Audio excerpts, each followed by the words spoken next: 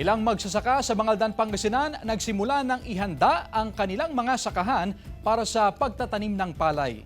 Ang detalye sa report. Sinimulan ng araruhin ng sakahan na ito sa Barangay Lanas, Mangaldan, Pangasinan. Sa huling linggo ng Mayo, sisimulan na rin ang pagtatanim ng binhi. Ayon sa mga magsasaka, malaking bagay ang naranasang pag-ulan, kaya madali na lang daw ang pag-araro sa bukid. Pero yung tubig naman namin dito sa kanal ng irigasyon, hindi naman natutuyo na yun. Hanggang mula noong pagkatapos ng sigagrap hanggang ngayon, may tubig naman itong irigasyon namin. Oo. Panawagan ng Mangaldan Municipal Agriculture Office sa mga magsasaka, hintayin ang ilalabas na cropping calendar ng National Irrigation Administration para hindi magkaproblema sa patubig na gagamitin sa mga sakahan. Kung maaga raw na magtatanim ang mga magsasaka, posible silang malugi kung kukulangin ang patubig.